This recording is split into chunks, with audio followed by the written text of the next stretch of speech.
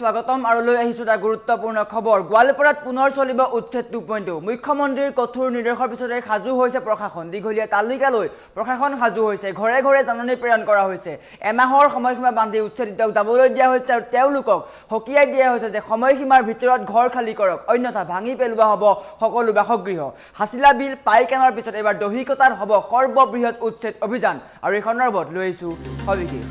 জনাইছো ডাঙৰ খবৰ টাইমেট বিগ ব্ৰেকিং গোৱালপাৰাত চলিব উচ্ছেদ 2.0 গোৱালপাৰাত পুনৰ চলিব সৰ্ববৃহৎ উচ্ছেদ অভিযান গোৱালপাৰাত সাজু হৈছে প্ৰশাসন দীঘলীয়া তালিকালৈ সাজু প্ৰশাসন সকলো সাজু কৰা হৈছে পুনৰ বুলডোজাৰৰ শব্দত কপি উঠিব গোৱালপাৰা চহৰ ঘৰে ঘৰে প্ৰশাসনে জাৰি কৰিছে জাননী ঘৰে ঘৰে গৈ সকলো বেদখলকাৰীৰ বাসগৃহত জাৰি কৰা হৈছে জাননী বেদখলকাৰীক বান্ধি দিয়া হৈছে 15 দিনৰ সময়সীমা বান্ধি দিয়া হৈছে সময়সীমাৰ ভিতৰত ঘৰ খালি কৰাৰ নিৰ্দেশ দিয়া হৈছে নৱেম্বৰৰ প্ৰথম সপ্তাহত গোৱালপাৰাত চলিব সৰ্ববৃহৎ উচ্ছেদ অভিযান দহিকতা সংৰক্ষিত বনাঞ্চলত চলিব এই উচ্ছেদ অভিযান হাছিলা বিল পাইকান বনাঞ্চলৰ পিছত এইবাৰ দহিকতাত সৰ্ববৃহৎ উচ্ছেদ অভিযান চলিব পুনৰ বুলডোজাৰৰ শব্দত কপি উঠিব দহিকতা বনাঞ্চল বেদখল কৰা লোকলৈ জাননী জাৰি কৰা হৈছে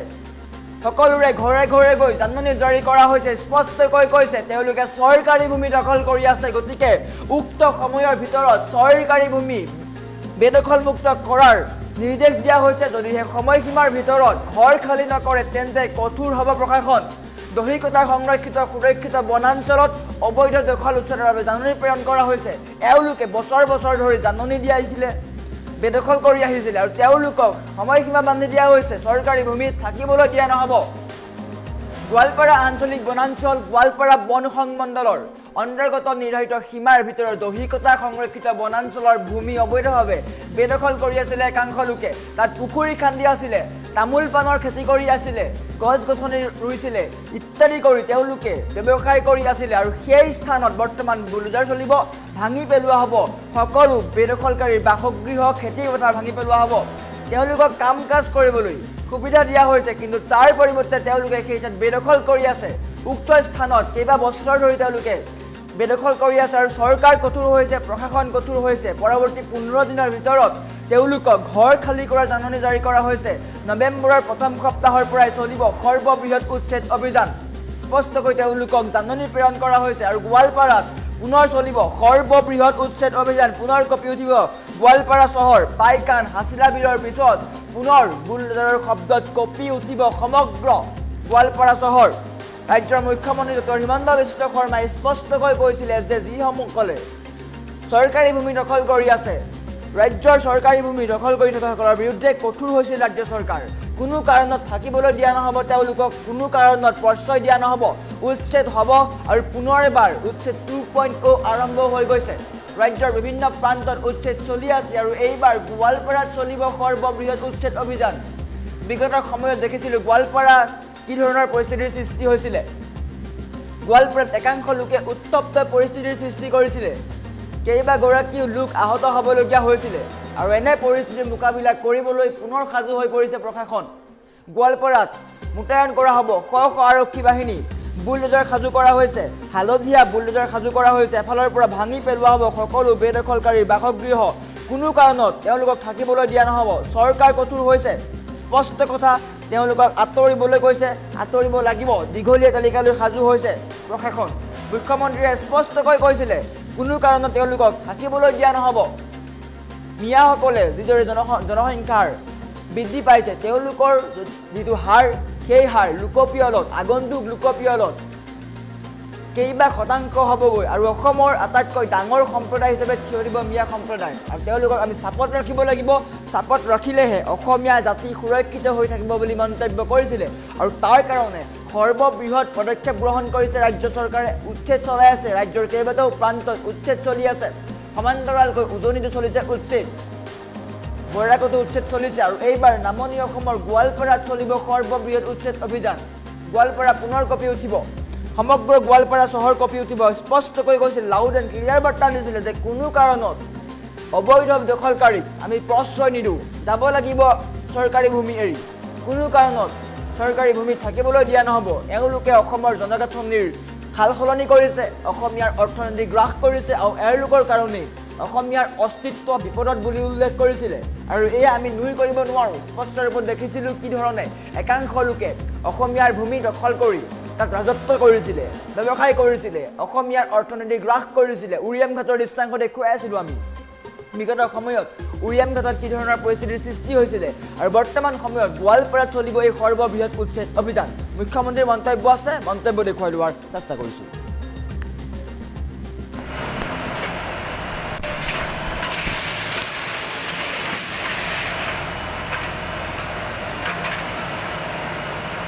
আজিও গোৱালপাৰাতো নোটিছ দি আছে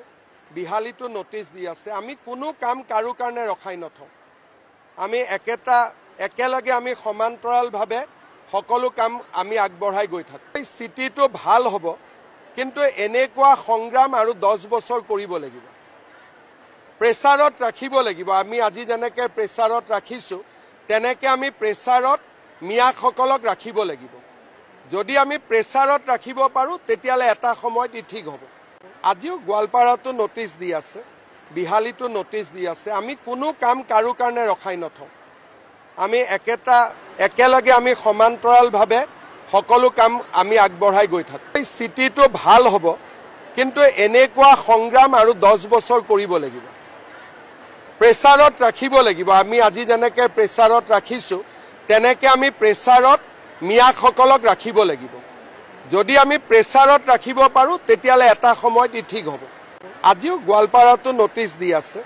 বিহালীতো নোটিছ দি আছে আমি কোনো কাম কাৰো কাৰণে ৰখাই নথওঁ আমি একেলগে আমি সমান্তৰালভাৱে সকলো কাম আমি আগবঢ়াই গৈ থাকোঁ এই চিটিটো ভাল হ'ব কিন্তু এনেকুৱা সংগ্ৰাম আৰু 10 বছৰ কৰিব লাগিব প্ৰেছাৰত ৰাখিব লাগিব আমি আজি যেনেকৈ প্ৰেছাৰত ৰাখিছোঁ তেনেকৈ আমি প্ৰেছাৰত মিয়াসকলক ৰাখিব লাগিব যদি আমি প্ৰেছাৰত ৰাখিব পাৰোঁ তেতিয়ালে এটা সময়ত ঠিক হ'ব আজিও গোৱালপাৰাতো নোটিছ দি আছে বিহালীতো নোটিছ দি আছে আমি কোনো কাম কাৰো কাৰণে ৰখাই নথওঁ আমি একেলগে আমি সমান্তৰালভাৱে সকলো কাম আমি আগবঢ়াই গৈ থাকোঁ এই চিটিটো ভাল হ'ব কিন্তু এনেকুৱা সংগ্ৰাম আৰু 10 বছৰ কৰিব লাগিব প্ৰেছাৰত ৰাখিব লাগিব আমি আজি যেনেকৈ প্ৰেছাৰত ৰাখিছোঁ তেনেকৈ আমি প্ৰেছাৰত মিয়াসকলক ৰাখিব লাগিব যদি আমি প্ৰেছাৰত ৰাখিব পাৰোঁ তেতিয়ালে এটা সময়ত ঠিক হ'ব আজিও গোৱালপাৰাতো নোটিছ দি আছে বিহালীতো নোটিছ দি আছে আমি কোনো কাম কাৰো কাৰণে ৰখাই নথওঁ আমি একেলগে আমি সমান্তৰালভাৱে সকলো কাম আমি আগবঢ়াই গৈ থাকোঁ এই চিটিটো ভাল হ'ব কিন্তু এনেকুৱা সংগ্ৰাম আৰু 10 বছৰ কৰিব লাগিব প্ৰেছাৰত ৰাখিব লাগিব আমি আজি যেনেকৈ প্ৰেছাৰত ৰাখিছোঁ তেনেকৈ আমি প্ৰেছাৰত মিয়াসকলক ৰাখিব লাগিব যদি আমি প্ৰেছাৰত ৰাখিব পাৰোঁ তেতিয়ালে এটা সময়ত ঠিক হ'ব আজিও গোৱালপাৰাতো নোটিছ দি আছে বিহালীতো নোটিছ দি আছে আমি কোনো কাম কাৰো কাৰণে ৰখাই নথওঁ আমি একেলগে আমি সমান্তৰালভাৱে সকলো কাম আমি আগবঢ়াই গৈ থাকোঁ এই চিটিটো ভাল হ'ব কিন্তু এনেকুৱা সংগ্ৰাম আৰু 10 বছৰ কৰিব লাগিব প্ৰেছাৰত ৰাখিব লাগিব আমি আজি যেনেকৈ প্ৰেছাৰত ৰাখিছোঁ তেনেকৈ আমি প্ৰেছাৰত মিয়াসকলক ৰাখিব লাগিব যদি আমি প্ৰেছাৰত ৰাখিব পাৰোঁ তেতিয়ালে এটা সময়ত ঠিক হ'ব আজিও গোৱালপাৰাতো নোটিছ দি আছে বিহালীতো নোটিছ দি আছে আমি কোনো কাম কাৰো কাৰণে ৰখাই নথওঁ আমি একেলগে আমি